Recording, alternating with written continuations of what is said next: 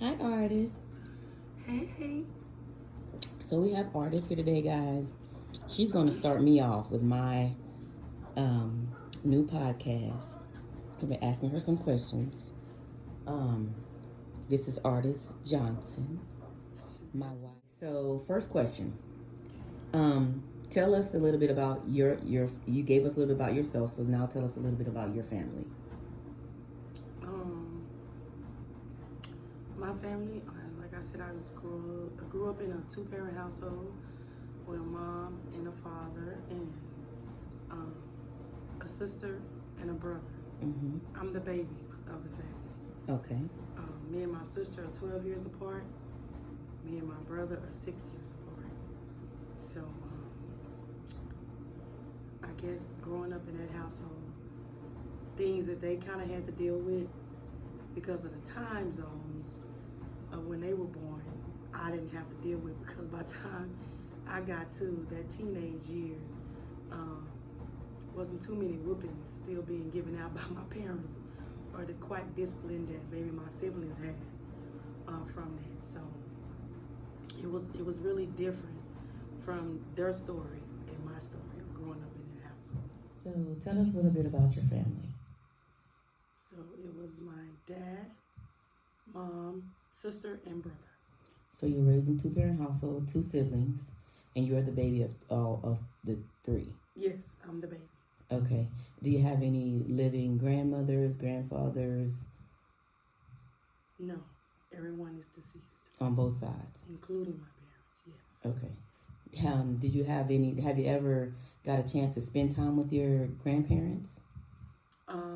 For as my mom's parents, only my big mama, my grandfather had passed when I was born. So that's how everybody knows how long he's been deceased by whatever age I turned. So I never got to meet him. My dad's mom was deceased when I was born, so I never got to meet her, and only got to meet my papa, which was his father. Oh, wow. So do you think that if you had spent more time with your grandmother that you would probably have a different outlook on life? You know, sometimes we can't open up to our parents, mothers especially, being born in the 70s, 60s, 70s, 50s. Like, you couldn't open up to people back then and just express yourself. Were you able to express yourself with your mother? Or, that's one question. And then I want you to answer, do you think if you would have spent more time with your grandmother, would you have had a different outlook on life? I think I was able to express myself with my mother, but still had to be sheltered about it. I had to be very careful about it. Things that I would say to her or what I would share with her. So a lot of things I was very naive about that I didn't open up and ask questions. So with my grandmother, I think I got to spend time with her before she went down with sickness. But, I was just in high school and junior high. I don't think I would have. I got to go there in the summertime and spend time with her. But things I learned from her is not things that I don't think I would still have a different outlook about. Okay. Because, with her, it was a different, she wasn't lovey-dovey. You couldn't hug her. She didn't like mushy stuff, things like that. But she taught me how to shell peas, pick cotton. And, she taught you your work ethic. Yes. A good work ethic. Yes. Okay. And then, so that trickled down to your mother as well. Yes. A good work ethic. So, yes. Do you think that your mother raised you the same way her mother raised them? Or was it a difference? I think... I know you had stories, you and your mom had stories like how she grew up, and you can kind of compare the way she grew up to the way you grew up. Do you think she continued the traditions, or did she kind of stray away from it and, start her own little family and her own little traditions and raise you guys differently from the way that they were raised? No, I think she raised us exactly how she was raised. Loving, caring, but yet sometimes not understanding, because you have never been through that situation. Very kind of strict, not military strict, but very strict. My dad didn't allow us to wear, makeup. He didn't allow us to wear shorts at one point. We couldn't wear shorts in our household. Oh wow. We couldn't have a job. Mm-hmm. He was big on providing for us whatever we needed. You know, like everybody at 16, 17, they go out and get a job. He didn't allow that. Oh. So, but I think with my mom, I think she reared us the same way she was reared in her household. Okay, and with that being said, do you think it's a good, bad thing? Or is it a good thing? Is it a bad thing? Or is it kind of like, Well, with the way some parents teach now, I kind of think it is because I was more sneaky about a lot of things. Mm-hmm. I wasn't able to be open about a lot of things. Afraid to ask questions because of the reaction I think I'm going to get. Mm-hmm. In my mind, at an early age, I always thought, what is the point of learning if I'm going to die? Mm-hmm. I didn't even know my timetables until I was in high school Mm-hmm. because in school, it was like, what's the point of learning this when I'm going to die? Because all we heard about was church and Mm-hmm. God's coming back. Mm-hmm. And, you know, as a kid, that's what I thought. God coming back like he said he would. Mm-hmm. So why am I even having to learn and do these things if I'm going to die? You know, so I just think if things were taught for understanding Mm-hmm. versus us just having to know and learn and, you know, instead of being sheltered and things swept under the rug and explained to us, my understanding of what they meant by God is coming back would have been totally different. So you just think that being raised, that things should have been broken down to you a little bit more to a kid's level to where they understand, you know, what's going on. And you, and back then you were just afraid to just even say anything or just speak up for yourself to ask, like, oh, say, what does that mean? Yeah, like asking why. Like asking why that now, even with my daughter now, Harper, she's trying to explain herself and I feel like she's talking back. Mm-hmm. And that comes from how I was grew up when I was trying to express my feelings or trying to understand why something is happening. It was considered talking back. Mm-hmm. You don't talk back. You don't ask questions. Mm-hmm. You just do it because why? I'm the parent. Mm-hmm. And necessarily, sometimes that's not always the case because you're the parent, but I just still want to understand why this is happening. Mm-hmm. And so I just feel like, you know, back then and now, we're all set in our old ways and we don't want to explain why because we're the parent. And it's because I said so. And when a child is trying to get a better understanding, it's not that they're talking back. They're just trying to get understanding why this is happening. Why can't I do this when I normally been able to do it? Or why are you not letting me do it when you always let me do this? Right. And why I can't do that now? You know, so. So do you think that there could have been a change in the way you were raised? Would you have liked to see a difference in the way you were raised? And then are you going to apply that to your daughter now? Yes, I most definitely would have liked to see a change because I feel like with having a two-parent household, you know, everybody thought, oh, she got a dad, she got a mom.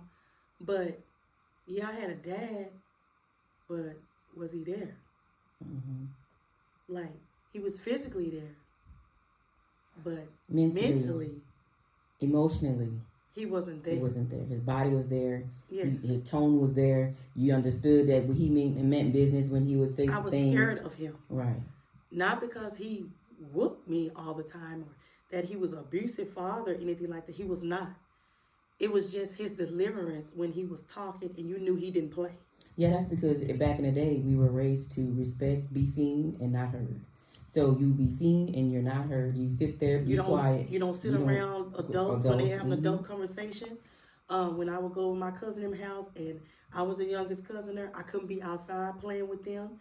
I had to sit on the sofa and I bet not move. Right. Because they put the fear of God in us back in the day. And not only fear of God, my daddy put the fear in me with that belt. Yeah. And it wasn't a regular belt. I got whoopings with a horse strap.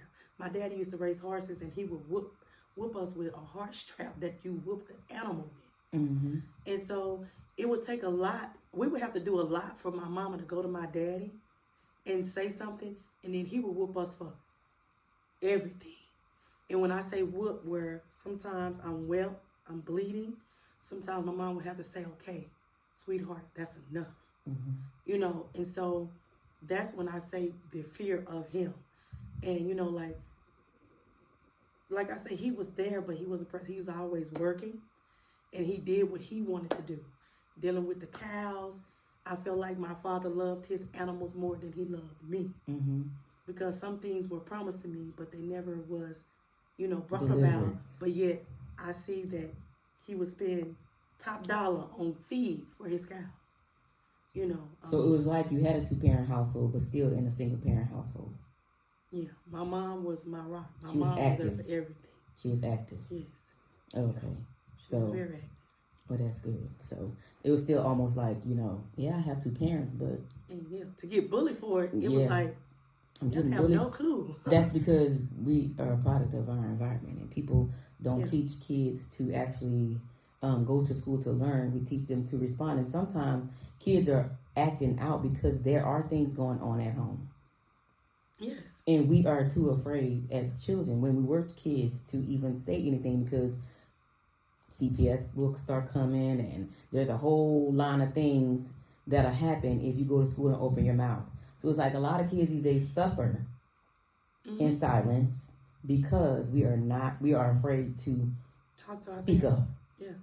I remember being on the blacktop one day, jumping jacks and doing jumping jacks, and my shirt kind of fell off my shoulder.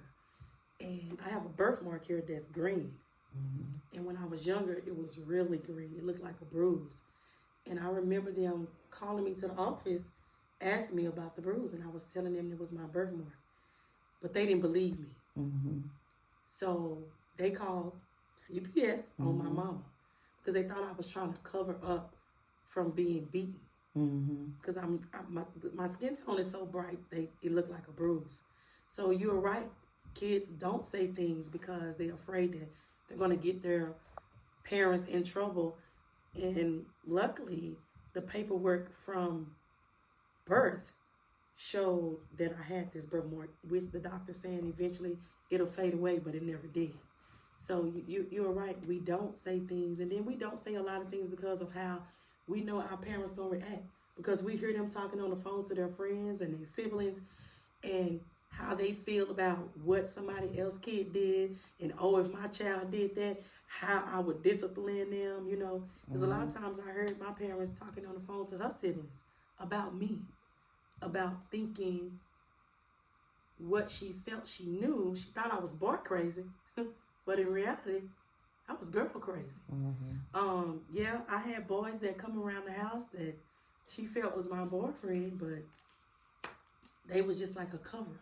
You know, so you're right. You do things to try to hide things from them because you can't talk to some parents, you know. And do you think you'll have a different outlook on life yet if you were able to be more open? Yeah, I think I was very naive. I was very naive because my mama didn't tell me a lot of things about life. You know, never had that relationship to where you can go and ask her about, you know, sex or anything like that. Like it was a foreign language. Like when we speak to some parents about that. But what I don't understand is for some of our parents that's older, they forget that they were once in love in high school, or they once had a boyfriend in high school. No, we don't condone young girls and, you know, boys getting together, hooking up at 14, 15, 16 years old. There should be parents should have a say so on when they think their kids are ready to have supervised dates versus just throwing them to the wolves, or, you know, just letting them figure things out on their own. Like, it's good to sit down and talk. Do you think it would have been better if you had those conversations with your mom and was able to be more open? You wouldn't have been so naive to everything else in the world, the world, period. Yeah, I do. I was naive about, you know, just people in general. I felt that if I'm nice to people, they'll be nice to me. And I found out the hard way, it ain't. You know, my mom didn't talk to me about sex. We didn't have the bee conversation. You know, the little birds in the bee conversation. We didn't have that kind of conversation. And I feel that maybe possibly things would have been different if we had. You know, I was having these kind of feelings, but I knew I couldn't go to her until I was having those kind of feelings. You know, a lot of us live our life according to the way we feel that our parents want to. That's why you have a lot of lesbians out here with a lot of babies. And then later on in life, like, man, now you know, everybody like, you had all those kids. I really wanted to be with a woman back then, but I was living the life for my mom. I was living the life that my family wanted me to live. You know, a lot of people, because we don't want to let our parents down. We want to just make them proud, and we do whatever they say. And it's like one day a bulb clicks, and it's like, I have to really, there's no disrespect, mama, but I have to live my life for me. But we're so stuck on parents these days, especially when you're you have a parent that does not agree with your lifestyle. You know, it's like, yeah, I love you, but I'm still gonna throw these daggers. I'm still gonna say what I gotta say. I'm still gonna, you know. But in actuality, we don't agree with half the stuff our parents do. Exactly. But we were taught to shut up. That goes back to, I'm the parent. Do as I say, not as I do. Not as I do. Right. You're so right about that. And then another thing is, you think, I remember telling my mom about me liking girls. And we were sitting at the kitchen table. I was a sophomore in high school. And I said, you know, what if you would, I said, how would you feel if one of your kids would be, you know, gay? She said, you know, I would still love them. And I just been waiting on you to tell me. You know, parents always know, but we don't think they know, but they know. And she said, I don't think you know gayer than this table here, and I think it's a phase. I said, well, maybe it is. You know, maybe it is a phase. But it wasn't a phase. I've always been a tomboy. The signs had been there. I mean, from early age, I've always been a tomboy. They would buy me Barbie dolls. I want to be outside with my brother popping wheelies and playing football. You know, as I have a lot of scars on me because I was outside. You know, my mom think I'm riding my bike over here to my cousin Deisha's house. Yeah, we was riding bikes. But we was playing football. I was, you know, at the court playing basketball. You know, that's how I was able to be so good in basketball, because I wasn't playing with girls. I was playing with dudes from the streets, you know. And so it's a lot of times that my mom didn't see the signs, but when she saw the signs, she thought it was her fault because she didn't pick up on it. And, you know, they going to pray it out. So did y'all have that hard conversation like, this is who I am, this is who I'm going to be, this is my truth, I'm walking in it, I'm living it? And I was one of the first girls in my high school to walk in my truth. A lot of people I went to school with wanted to be in my shoes, but was afraid to be in my shoes. And when I stepped into them shoes, I owned it. I didn't pretend to be somebody else. When other people was around, I wasn't disrespectful at all to people. I wasn't disrespectful to my parents when I brought, you know, at the time, my girlfriends around. But a lot of people didn't start living their truth till later on in life because they were afraid, I guess, you know, like they say now, stand on business. I stood on business. And once I got that off the shoulder of my parents knowing, I could care less about anybody else. So were you and your mother close, or? Yeah, we were very close. Very, very close. I was close to both of my parents, I feel. I was a daddy's girl. My mom would always say, you and your daddy team up on me. And it wasn't that it was teaming up on you. I was just a daddy's girl. And me and my mom would kind of bump heads sometimes. My last and final question. I know you, at one point, you said you never wanted to have kids of your own or even adopt kids. Why is that? I always, I never really wanted to go through the pain of having a child. And I guess it's just being selfish of me, never wanting to have to deal with kids for as having to settle down, not being able to go, come and please as I wanted to. I often always heard my dad say that children are a disappointment. And, you know, that just stuck with me, you know, throughout the years of, you know, when all my friends was having kids and stuff, I was like, no, I don't want to do that. The reason why I never really wanted to adopt is because they're not your blood.